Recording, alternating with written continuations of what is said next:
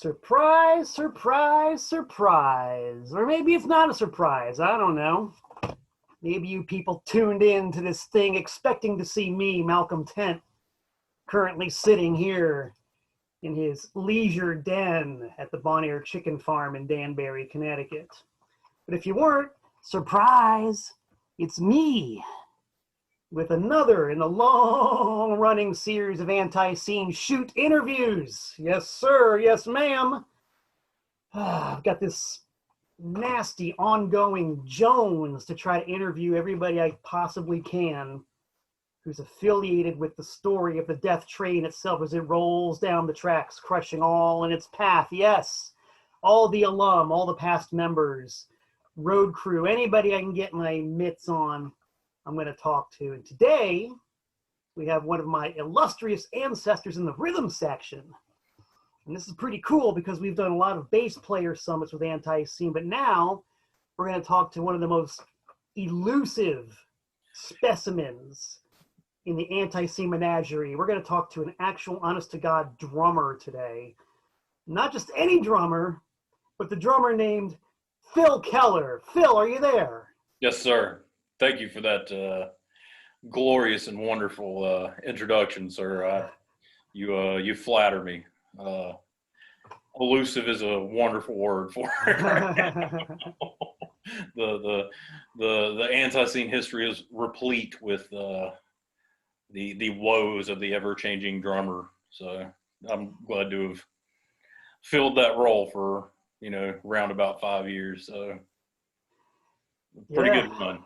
5 years, and it's incredible. And I've raised this before in other shoot interviews I've done, but it's always good to give just a little bit of background. There's actually an entire period of ANTiSEEN history, even though I've known the band almost since day one. I first met them in the summer of 1984, which might have been before you were born, Phil Keller. Nope, I was born in 1982, so I was 2 years old. Whoa, an old dude.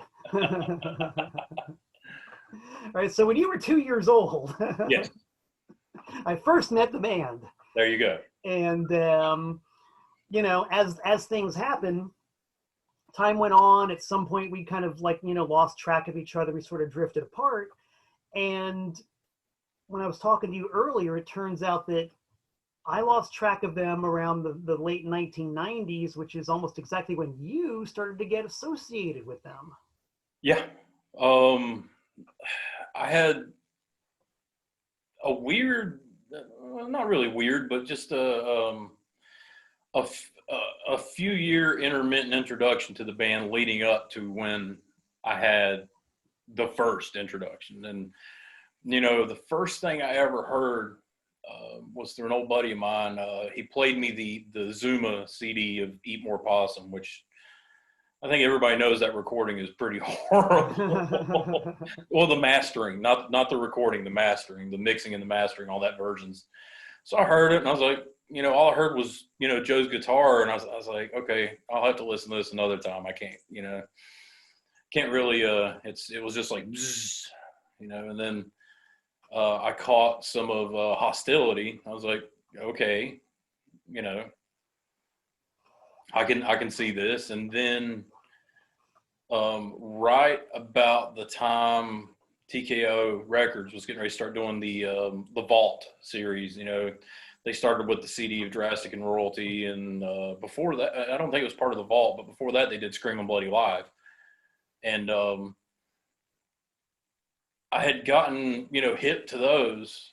I was like, okay, I can hang with this. But what sealed the deal, and I've told this story a million times, is I went to Tremont and Charlotte to see Slaughter and the Dogs. They were over that was actually 2001 because it was around 9/11. Because I remember that was Menace. I'm sorry, I'm conflating two stories. It was 2000, 2001. Slaughter and the Dogs came to the States. I was like, hell yes, I'm going to see Slaughter and the Dogs. ANTiSEEN opened. I literally, I got to the door, paid my money, got my wristband. They were already playing. I don't remember what they were in the middle of. I'm pretty sure it was Today Your Love. But as soon as I got in front of the stage where they were playing, Barry started the drum roll for Stormtrooper. Mm. That snare roll, just I was hooked.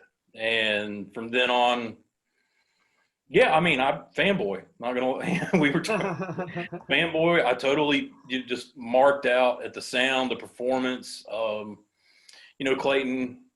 That night, he had some of the props out. He still had the crown of barbed wire at that time. And I was like, I'm looking at him, and they, it's like the whole old Motorhead thing.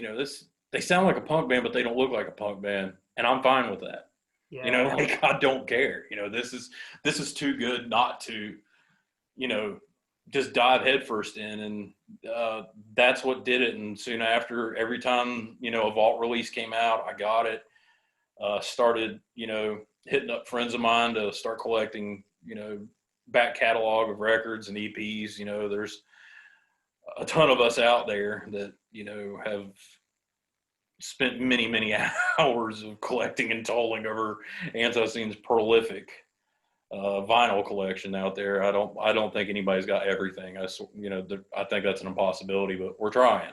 I don't know. I think that's where John Adams going to have to jump in with a little commentary on. You got everything? I think that dude's got everything. If he doesn't, he's the closest. He's close. Yeah, I know he's close. If there's anyone out there that has everything, I would say it's either him or maybe Mr. Beer Reeves from Rancid Bat down in Texas. Because I remember one of the tours, I'm sorry to jump ahead, when we were down in Texas and we were playing with them. I'm pretty sure it was San Antonio. Beer came in with a stack, just monstrous stack of records. And it was like, hey, Clayton, hey, Joe, will you? And they, with very little gnashing of teeth and very little whinging about, they signed every damn one of them. And they had to sat there for about half an hour signing all the stuff he had. So I'd say those two are probably the closest to having everything. So right on. It might be fun to get them together for a shoot interview and just show the stuff. Yes, because like I said, they're close. If not all, they're very, very, very, very close. So because I know John Adams has been very diligent in his pursuit of the collection. So I mean, that's how we first met. When he was living in Connecticut for a while, and I had my record store, and first time I've ever met the dude, he came in and said, "Hey, got anything by ANTiSEEN?" And I was like, "Oh, me and him are going to get along fine. I can tell." Yeah, I met him actually. Me and some friends of mine, we were doing some shows in Hickory for a while, where I live. Hickory, North Carolina. We're doing some shows at the Good Old Wizard Saloon, and this was the early 2000s as well. And we'd bring ANTiSEEN in, once, twice a year. Clayton, doesn't like to overdo hometown because you don't want to lose your crowd, and we didn't want to lose money. Mm-hmm. So, but John showed up to one of those, and John, he's not necessarily tall, but he's a stout dude. And he came walking in, and I was like, because I was a door guy and bouncer and everything, I looked at him, I was like, man, I hope he's not trouble. Yeah. That was the first time I saw him, and he just was a sweetheart. I love that guy. He's a good dude, salt of the earth guy. And we've always had good conversations, and all the bands I've been in, and, I think he's seen pretty much all of them. And, I love that dude to death. He's a good dude. I'm terrible at staying in touch with people. So, if you happen to watch this, I love you, sir. So yeah, man, John Adam, we're going to reach out and touch you right now. Ooh. And that's actually a pretty good entree. Let's get a little bit into like what you were doing before you joined the band, like your musical background, groups you were in, stuff you're into, all the stuff that kind of plowed the field. Well, I'll try to be as succinct with this as possible. We'll start with music, like influences, what I was into, things like that. started out, I was, raised on a good mix of, old, Motown and R&B and 60s pop, from my mom. And then my dad was, country and early rock, 50s rock and roll, the original rock and roll. So I had a good start. I wasn't raised listening to, like Emerson, Lake and Palmer or something like that.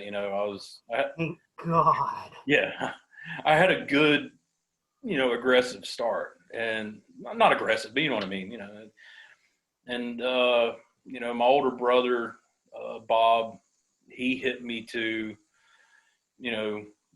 jazz and swing and, all the music I found early on, even though it wasn't like, punk rock and rough, it was the outcast music.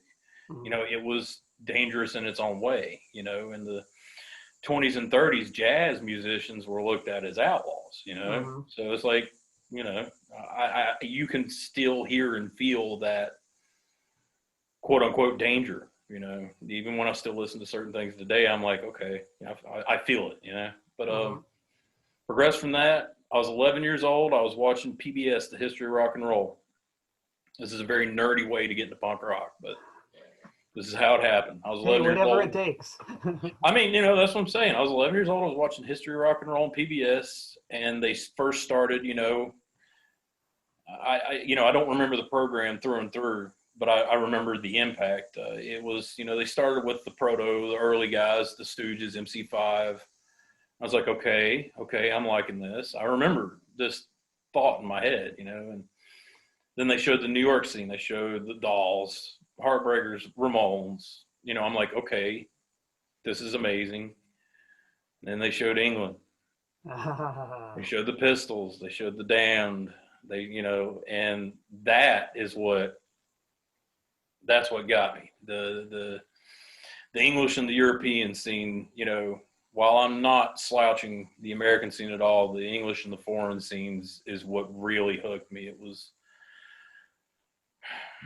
I don't want to start any wars or arguments, but to me, it was just a little harder, a little meaner, a little faster. And it was more, more motivated to a means to an end, it seemed, whereas, and I'm not slagging this at all because, I mean, I love listening to Ramones records and not have to think about politics or how bad the world sucks or whatever, just listen to a good, because the Ramones, Johnny Ramone said himself, it's bubblegum pop, just harder, faster, But I was smartened up at a young age due to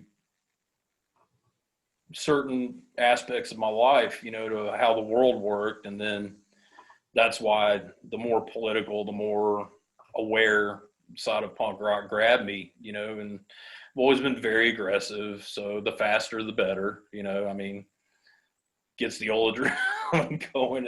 There was a time in my life, if it wasn't fast from 1982 and from somewhere in the UK, I didn't want to hear it.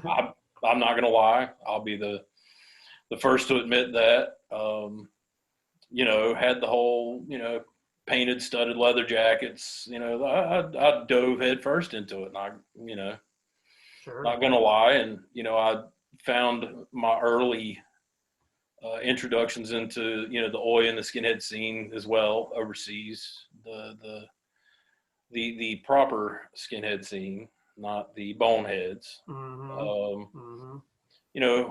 was introduced to, bands like The Business, Foreskins, Blitz, all that, all that stuff just made up who I was.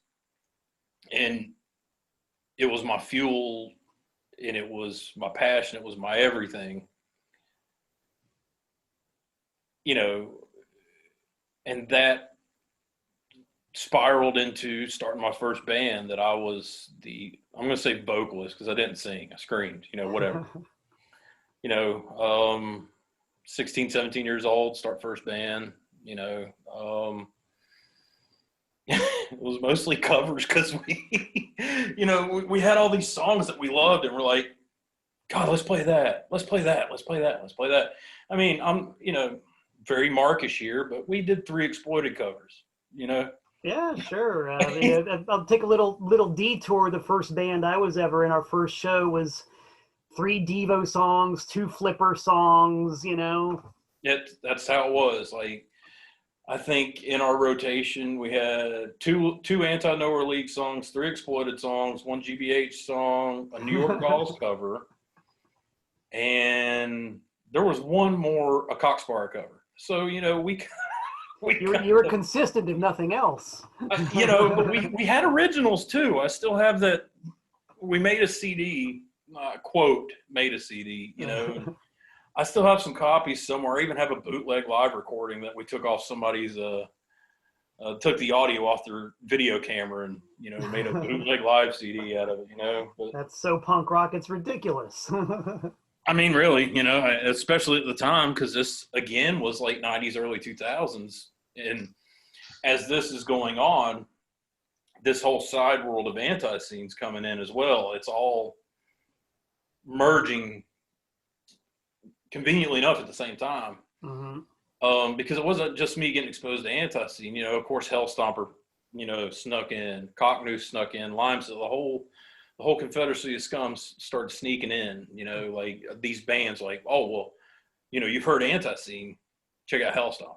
Oh, Right. okay, this is wild and insane and great. I love it.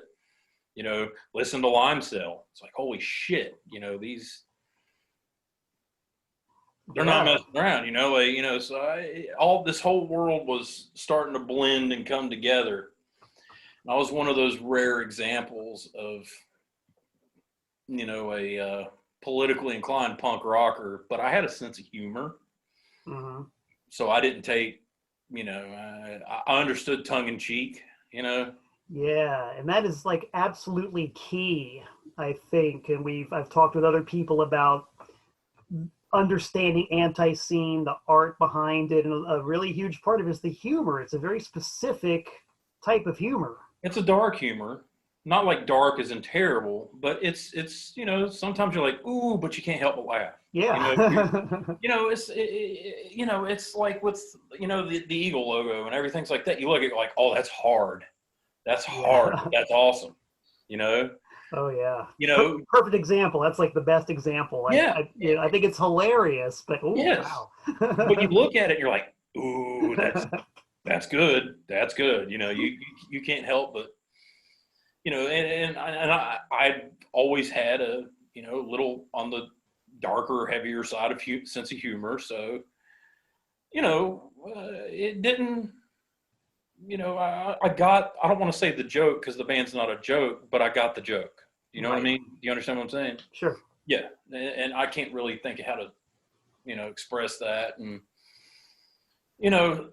so that helped having that side of me as well, like being able to get it and laugh and, oh, okay, I get it.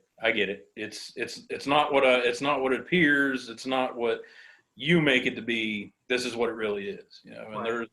there's people in, MRR, or excuse me, Mexican rock and roll, MRR and stuff like that just slagged them and just pissed all over them from time to time, and them and Hellstomper and all those bands. And I was like, you're missing the point, like, God rest his soul, thank God Bruce Roars was, involved and able to write some good reviews and be like, hey, this is the deal. So that helped. And to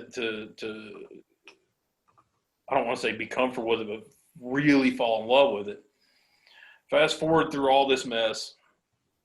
The first time I saw ANTiSEEN, like I was telling you a while ago, it was between 99 and 2001, somewhere in there. Everything's a little fuzzy, hazy. Slaughter and the Dogs, UK punk band, classic UK punk band, were touring the States, and ANTiSEEN was opening. I'm not going to lie, and I've told Clayton this to his face, I was there to see Slaughter and the Dogs, Mm-hmm. but paid my money, went inside, got my armband.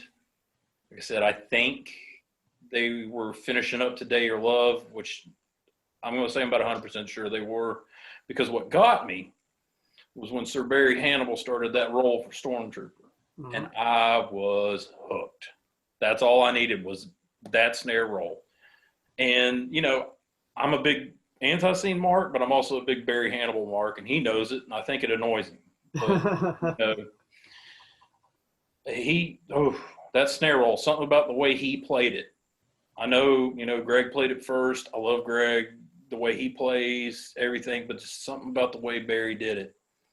I don't know if it was the speed, because it is a little bit faster when Barry did it, but it caught me, it hooked me, because to me, I was like, okay, I'm here to see Slaughter and the Dogs, but here's this band that sounds like the Ramones. It sounds like Motorhead.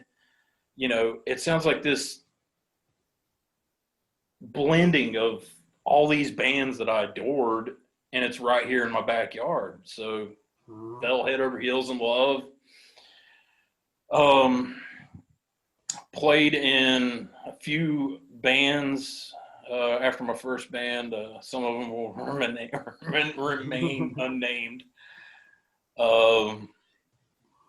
Played bass in one. Well, I played bass in one.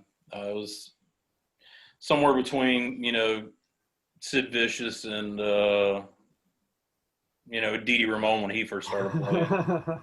Okay. So you plunked bass. I did a little bit, yeah. I think I've gotten a little bit better, just a little bit better, but I can't swear to it. Well, one would hope. One would hope, Phil. Yeah, you know, I'm definitely a lot better at the drums. I will say that for myself. But, that's actually kind of how I, which is funny, got started playing drums. Is one of the band I was playing bass in. Drummer quit, left / whatever you want to call it. And I was already starting to tinker with drums because my oldest brother plays drums. And, I was teaching myself how to play drums with 2 records, the first Ramones record and ZZ Top Eliminator. They're steady 4/4 rock and roll. I mean, well, no, I was going to say that probably explains a lot. We're talking about a real classic hybrid there. Yeah. So I wish I'd had the forethought to have done ACDC. Picked out like probably Back in Black, because Phil Rudd actually does some decent stuff on the early records, but that's a whole nother conversation. Yeah. And the singer of that band was like, you're starting to teach yourself how to play drums, right? And I was like, kind of. He's like, okay, well, you're the drummer now. I was like, this was a hardcore band too, very fast, a lot of stuff going on. I was like, well, oh shit, I need to step up my game here, and the rest is history from there. I've been a drummer ever since 2003-ish, 4-ish, somewhere in there is when I started. I use quotes because, I used to always joke, and say, when somebody would say to me, oh, your favorite ANTiSEEN, drummer or the records or the way you play this song or that song is my favorite. I was like, well, I'm not a drummer. I just play one on TV. Yeah. I'm honored and I'm flattered when people give me comments, but I'm not good at taking them. So I just kind of have to defer, but I was playing around in some bands, and it was right about the time that, Barry left the first time. Greg came back in. And all the while, I'm leaving a lot out. I'm sorry, that are real rabbit brained.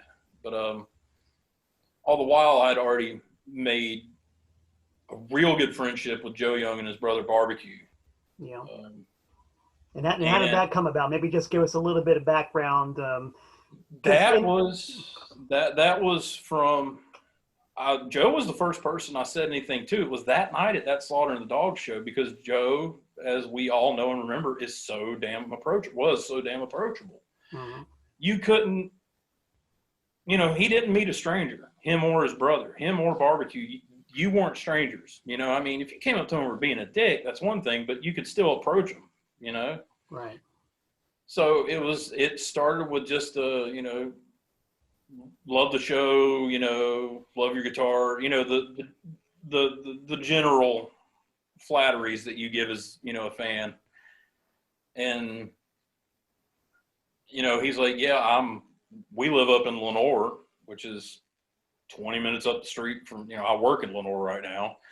It's 20 minutes up the street from where I lived. And, oh, we're doing this and doing that. Here's our phone number. Here's my email. Also, a lot of it was a lot of electronic communications with the emails and whatnot, because this is when all that was getting, super over. And, that's how it seemed like everybody for a while was just talking on email. Yeah, right. America Online and all that. Mm-hmm. Netscape and all that. God, I remember old Netscape. But yeah, just that started the friendship that way. There was times where they would come to town, and they'd either play a show, and I'd hang out with Joe for a little bit, and then I'd go find barbecue. Me and barbecue would start hanging out. It was just basically, and again, I'm not, because at that time it was Barry, Doug, Joe, and Jeff Clayton was ANTiSEEN, the Boys from Brutalsville lineup. And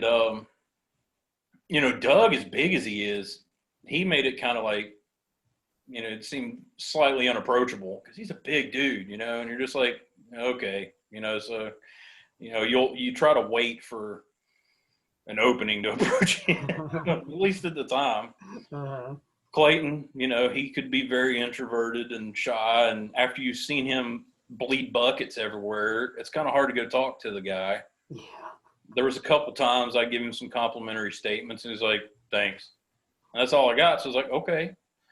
But then you go talk to Joe at barbecue, and you're like, oh, hey, what's up, Phil? They remember my name. They're like, hell, it was like I was already part of the family, because there was a lot of parallels in the way I was raised and the way they were raised, which is why we had such a very deep and common friendship relationship.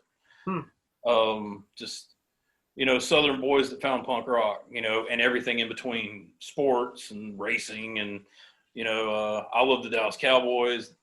Joe Young was a huge Redskins fan. A lot of clashing there.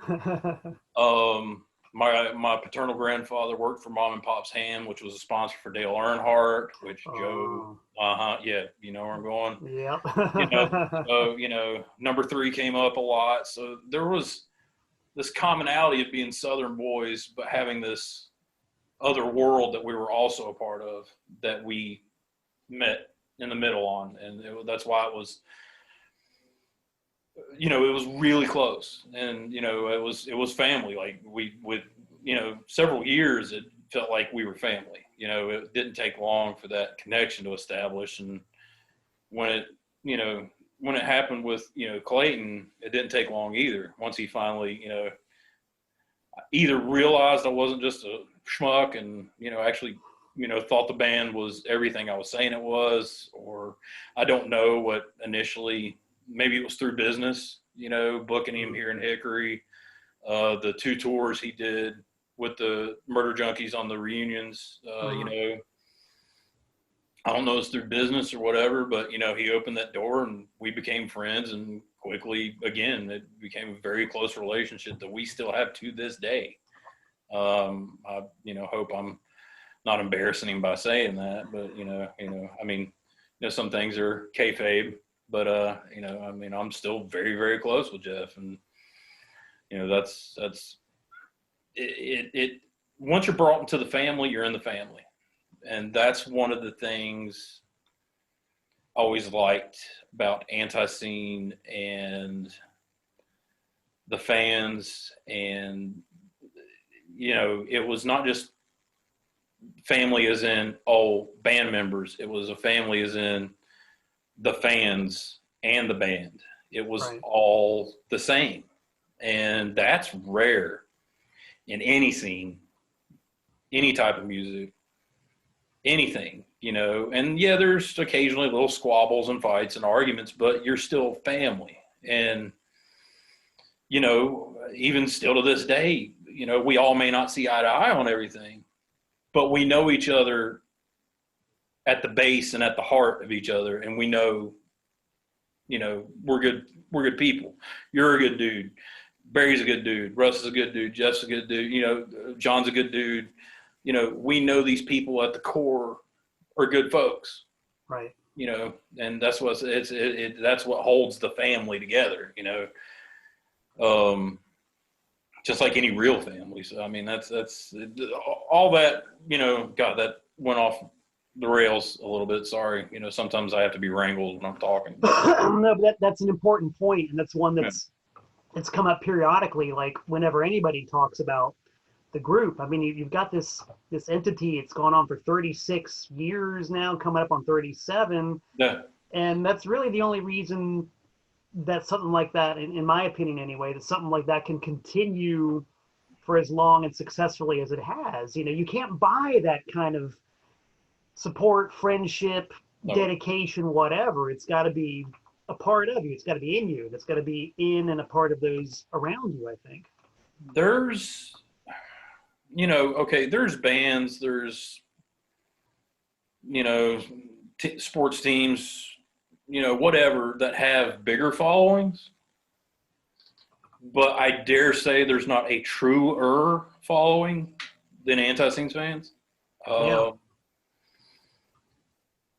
That has and still is shown to me on a regular basis. And I've not been in the band since 2013. You know, God, has it been that long? Time doth fly. Yeah, we'll get to that part of the story later. You know, we'll come to that later. But, you know, like, that's what I'm saying. Like, whether we were playing in front of, you know, because this happens to everybody, and we'll admit it, whether we were playing in front of 30 people or whether we were playing in front of 1,000 people, you know, you felt every bit of it. You know, even if it was a small 20, 30 person night, that, you know, off night of the week, whatever, you know, playing in the wrong town, whatever reason it is, those 20 or 30 people could feel like playing in front of 10,000 people because they were there and so ravenous and so, you know, people say we felt the love, and I hate to, you know, use that cliche, but you did. You felt that. You I don't want to say adoration, but you felt that loyalty. That's, you know, they were fans. They were in it. And sure. And that's a very real thing. I mean, it's all about the give and take. You know, it's like when you're on that stage and you're putting out and you don't get anything back, then you can just sort of feel the whole thing deflate. But and like you just said, it doesn't matter if it's 10 people or 10,000, as long as something's coming back at you. Yeah. And you're able to give back, it's perfect. And I cannot think of hardly one show I've played with a band where we haven't had that. Yeah. You know? There was only a couple in my time. And like I said, it was around about 5 years I was in. There was just a couple. And that's pretty good in a 5-year run, you know, to only have just a couple shows where it was just, for whatever reason, day of the week, you know, when you're on tour and you're playing somewhere on a Wednesday night, sometimes it's not the best of you know. Oh yeah. As much touring and running the roads as you've done, you know the deal. You know, sometimes Wednesday night, no matter who you are, sucks. Yeah. You know, and those, you know, there's only been a couple of those where you're just like, okay, this isn't a good night. Not many. Yeah. So I totally, yeah, it's the give and take, and ANTiSEEN's definitely give back everything you give them. And it's, you know, you all leave the venue spent. Yeah. The fans are spent, the band is spent, you know, because we've given everything we got and they've given everything they got. So I that's, you know, that's what I was, you know, with, like you said, with, you know, how I became friends and everything with, you know, the young brothers starting off is, again, once you're in the family, you're in the family. Right. And that's, by God, how it was. So that's long and short and a lot of turns. That's, you know, how we got close and how I got close with Clayton, and, you know, being there and being close enough to when, you know, I was free from certain bands and actually considering, I don't want to say a retirement, because it's not like I'd done too much amazing stuff at that time. I was just burnt out, and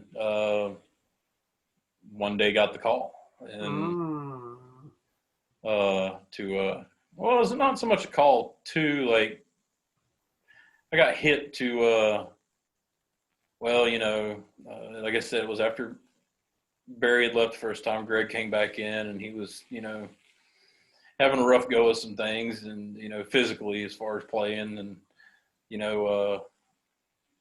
it was, well, Greg's leaving, and I got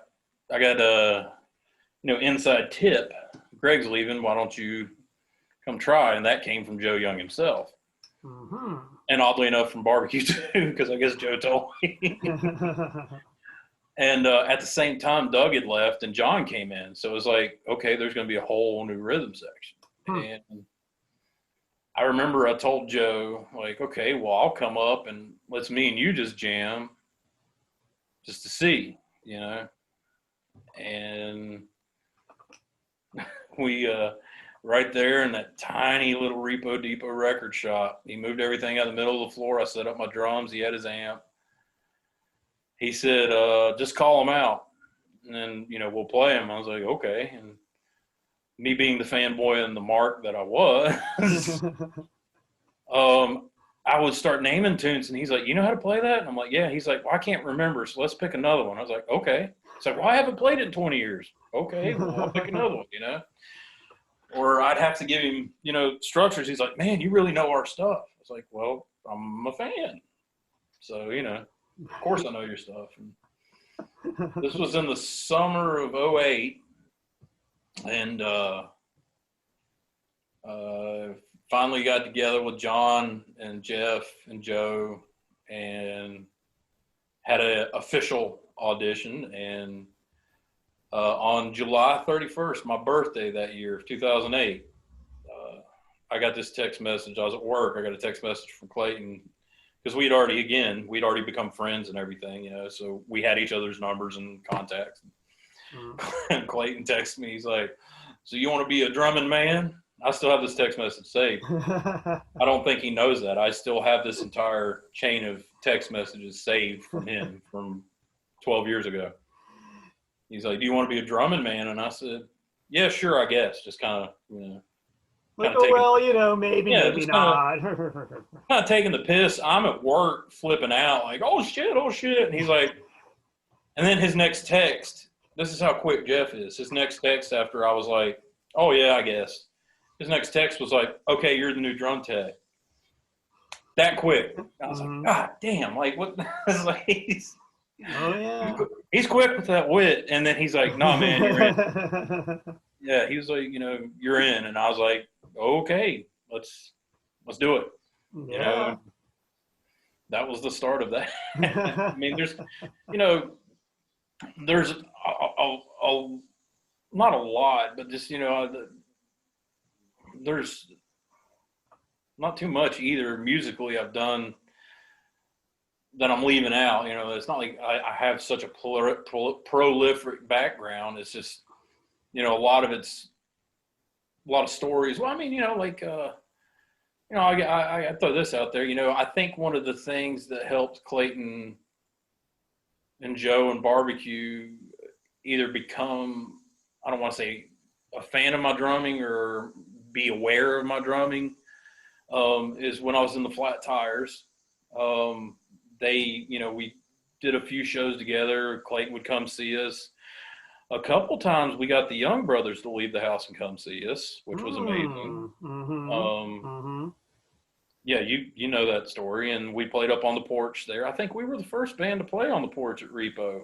I think it was, I'm wanting to say we were. I could be wrong on that. My times are, the years get fuzzy, yeah. So you got to remember, I was out of the loop at this time. This was we're like right in the middle of the period that I know nothing about. So you're filling all this stuff in. I know about the porch at Repo only because Joe Young invited me to play the porch at Repo when I first hooked up with you guys in 2011. Yeah. At a gig in Waltham, Massachusetts, which we can get to in due time, which was a great night. That was a cold night. That was cold, dude. Even by our standards, that was a cold night. My blood has thinned out considerably since I moved to Connecticut, but I'll admit that was a cold one. I not that taken away from the show. I just remember how damn cold it was. I remember that. That was, ooh, sorry, but yeah, we'll get to that one later. Not that it was a bad night. It was just, yeah. That was a great night. That's on down the road. We're not quite there yet, but no, yeah, I want to say because it was like 2006. It was like Repo hadn't been open that long, and I know we were. Yeah, I want to say us and either.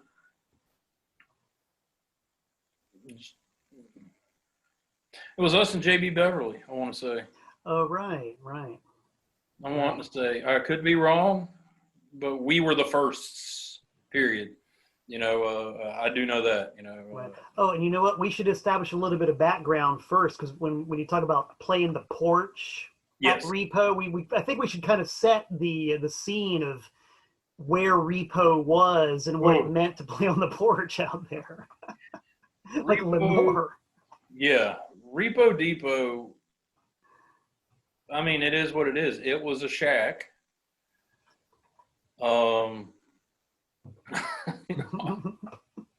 It was a shack on the God, what is that? Highway 18? No, whatever, the road that runs between Lenore and Morganton. I always forget. I know the road. I just don't remember names and numbers and all that. And it was literally maybe 300 yards from their ancestral home, Yeah, walking distance for sure. Yes, definitely walking distance. Although I wouldn't cross that road. Yeah. And, they did that because Joe pretty much outside of a couple stints doing this, that, and the other was always in and around and involved with record stores. Mm-hmm. And, so, of course, why not start one? And in Lenore. Yeah, of all places, you're right at your house, basically, So, okay. And, I started going up there and just hanging out with them and, a little bit more of this and that and the other would start getting added. And,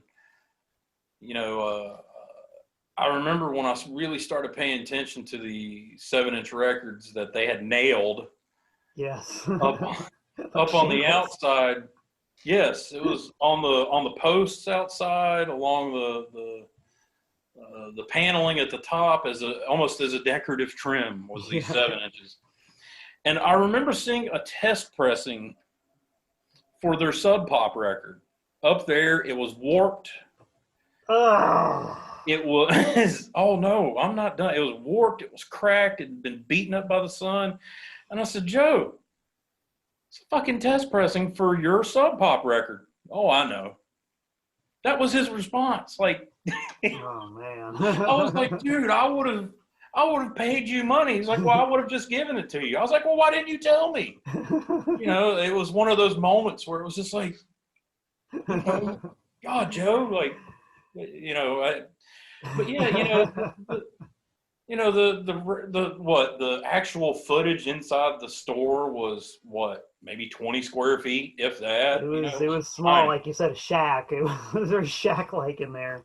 And this wraparound porch on it, and the toilet wasn't very well supported, so every time you went to the bathroom, you felt like you're going to fall through the floor.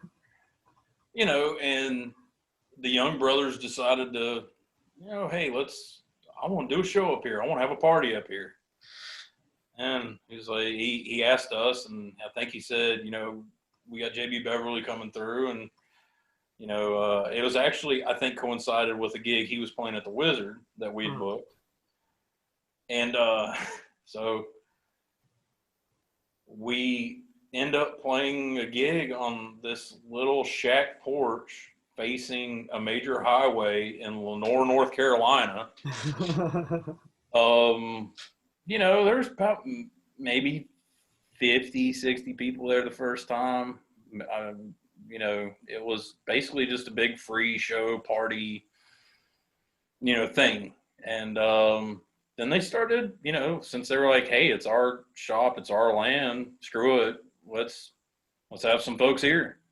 And had a couple other bands. Of course, ANTiSEEN did 2 Halloween shows there, I think. Or one was a Halloween show and one was just a porch show. I can't remember what was what, but we even played up there. filled up the field out there, and it was a good time. One of those October nights, it was terribly cold. I remember that because, God, my hands were hurting when I was playing. Actually, no, we played up there 3 times because I did it up there twice with John and once with Barry. So, yeah, we played up there 3 times. So, but yeah, playing the porch at Repo was a very unique experience, but it was a very privileged experience because you were only one of a handful of groups that got to do it. So, right. It might not have been an honor to some people, but it was an honor to the ones who get it, understood it, and. Well, I'll just throw in my own little detour.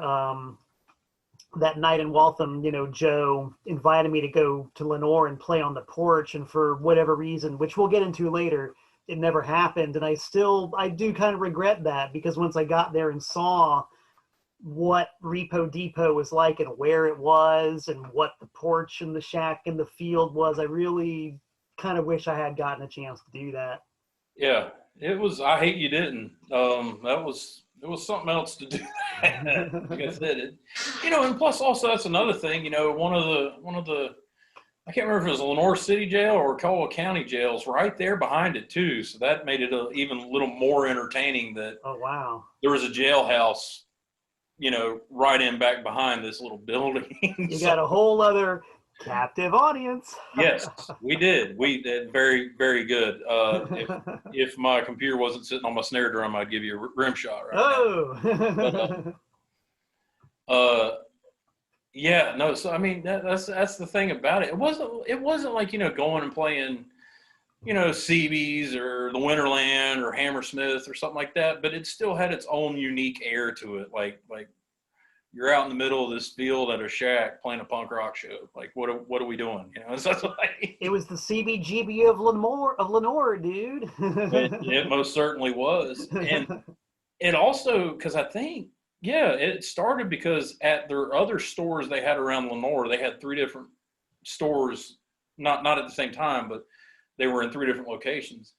And the first location, they actually, and I think it was one of John's first recordings that he's did, period, just recorded of anything, recorded ANTiSEEN up at the record store. And Whitnall, it's part of Lenore. And it was the Destructo Cock and Fix Me, the Blowfly. Oh, the Blowfly split, yeah.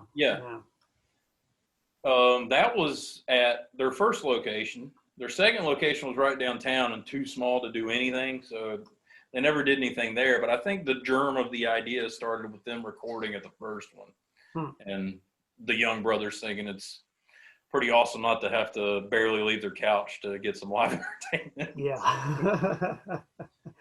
Well, when Adam 12 is on, or the Andy Griffith Show, the priorities, man. Or Emergency. Emergency, yes. Oh, yeah. No, I sat on that couch and watched some Adam 12 and some Emergency. Occasionally, I'd talk them into, finding something a little more modern, just to break up, a little palate cleanser, but. I didn't want anything past like 1981 max. So yeah. Adam 12, Emergency, that was great. All in the Family, whatever. Dragnet was. Dragnet. Dragnet is still one of my. Yeah, I love it. But again, that's a whole nother side of the. Yeah, we could talk about the TV habits. Yeah, that's a whole nother different interview series. Talking about the Young brothers. That's and I don't know, some of the stuff probably shouldn't be told. I have nothing but fond memories of the TV habits of the Young brothers. My favorite was and I don't really have all the details right, but I remember that, if I remember correctly, Joe would be working at Repo and Barbecue would be at home watching TV. And if a particularly hot episode of Andy Griffith came on, Barbecue would call Joe at the store and say, "Man, they're showing the one about such and such, and here's what's happening." And they would watch it together on the phone. Yes, I was a witness to that quite a few times. I remember actually, being being with barbecue when that happened. And then I'd also have had times where I was with Joe at the store and that happened. And, you know, the phone would ring and Joe's like, oh, that episode? Da, da, da. And I would look at him and be like, just, do you want me to bring you a TV? You know, like, you know, if it's that, you know, important, then, you know, you don't have to have barbecue narrated to you. We live in a time where people have multiple TVs and, you know, but that didn't matter to the Young brothers, you know, and that's actually, that's one of the things I missed and adored about them is it's not even being frugal. It's just, taking joy in truly the simplest of things, you know. Oh, yeah. It was always a very good reminder and also a stark, parallel. And this isn't, you know, any sort of, you know, negative comment to, like, you know, the way Clayton is, you know, with his DVD collection, his vinyl collection, his toy collection. I love it. I'm not, you know, but he's got a lot of collectible things, you know. A lot of stuff. Yeah, you know, and that's not a bad thing. It's just funny to, like, when you at the time, Jeff's apartment, then his house, you know, you go to Jeff's apartment, just wall to wall stuff. You go to the Young brothers' house and there's a TV and old VCR, you know, and just like, yeah, and that Sub Pop test pressing nailed to the eve of the record, you know, the record store, and, you know, even the things that like that Joe, like, if he started to collect or started to, you know, hoard or whatever, keep mementos, it's like, from what I understand, he eventually got rid of all of it anyway. And I have right here, just sitting here because I haven't found a place to hang it yet. You know, for a while he would frame and hang every single ANTiSEEN record. Yeah. And I remember the first time I visited him, he had the walls of his living room lined with these things. Yep. And then after a while, all of a sudden, my friend's like, hey, look what I got off of Joe Young. And, hey, Joe sent me this. And, yeah, Joe sold me this. And he just got rid of it all. He did. I remember when that started, you know, I didn't want to fanboy and ask for anything, you know. I mean, it was just, and generally it was all like, you know, it was almost if, like, you know, Joe thought of me as, again, part of the family. You know, he's like, oh, well, I didn't think you'd want it. You know, like, I'd already had it and had my pleasure with it, whatever, you know, my time with this piece, and it was time for it to move on. I was like, no, I would have loved to have had that. Oh, well, shit. Yeah. You know, it's like, yeah, I got rid of this the other day. Why? Why did you do that? Oh, well, you should have said something. What the? That's a hard lesson to learn. It is, and it was constant with him. And I remember, because he used to tell people this, and I think there's a video from him in the late 90s on YouTube in Philly after they did the Tower Records show. Mm-hmm. There's a little interview with Joe Young on there. I think it's when he first started to turn heel on owning records and having a record collection. Mm-hmm. And he said, you know what made me hate vinyl? Having to clean those things. And that was his argument till the very end. He kept no vinyl. I think the only thing he kept was one copy of the very, very, very, very, very, very first original, very first run of Drastic, and that is it. Wow. Everything else, like I said, was, you know, nailed to a wall somewhere or given away or sold on eBay or whatever, you know, except for one copy of Drastic. I don't know if he ever got rid of it. You know, that part, you know, towards the end also gets a little blurry too, but, you know, I knew he had that one thing for many, many years, and just the one thing, because everything else he'd given away, he'd sold, he had, you know, and to random people as well too. Like, there would be just some guy in, you know, some kid in, and, you know, he'd be like, oh, I'm in a band, and, you know, he'd give him copies of the TKO reissues on CDs, and then, you know, give him a test pressing of something. Oh, take this too.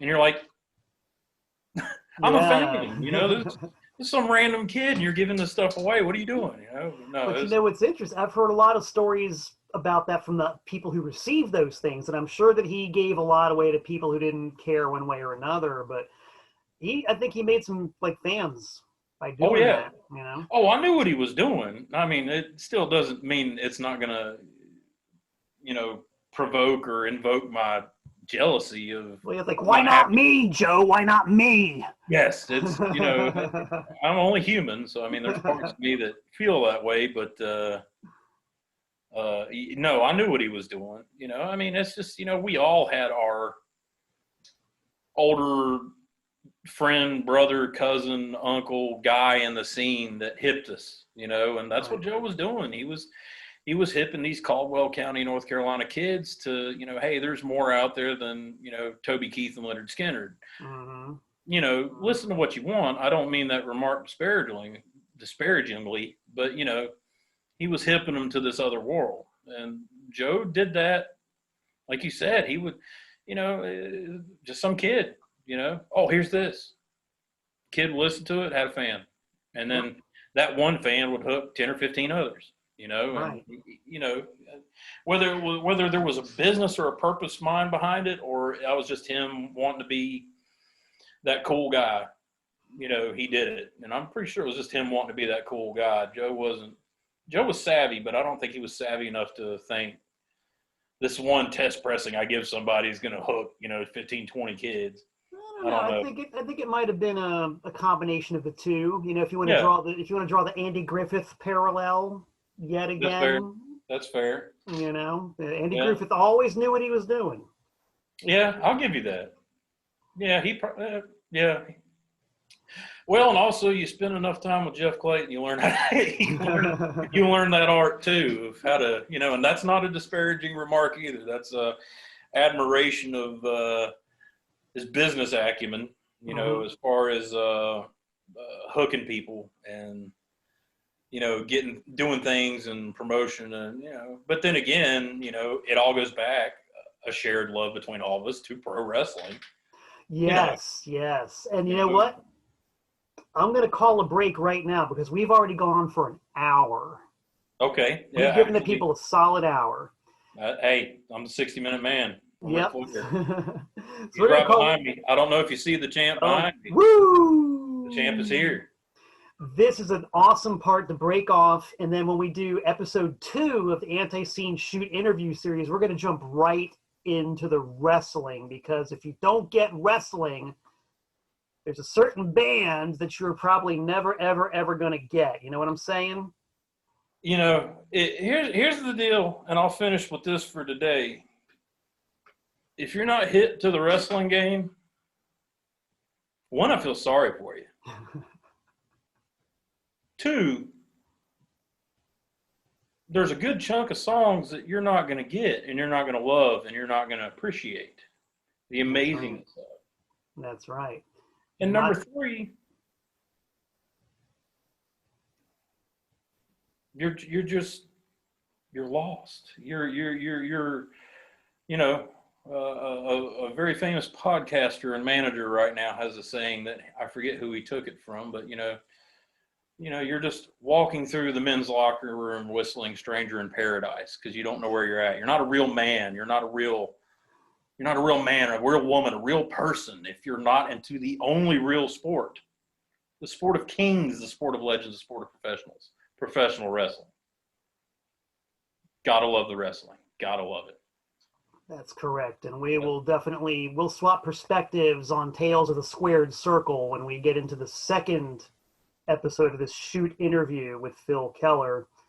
So all you people out there, if you know what's good for you, and I think you do because you wouldn't be here otherwise, you'll tune into the next episode with Malcolm Tent and Phil Keller as we delve deep, deep, deep into some of the extremely important attitudes that come from the sport of champions and how they affect ANTiSEEN. So Phil Keller, thanks for the first episode. Great.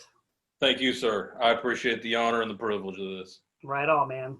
Till next time we meet, this is Malcolm Tent saying so long from the Nutmeg State.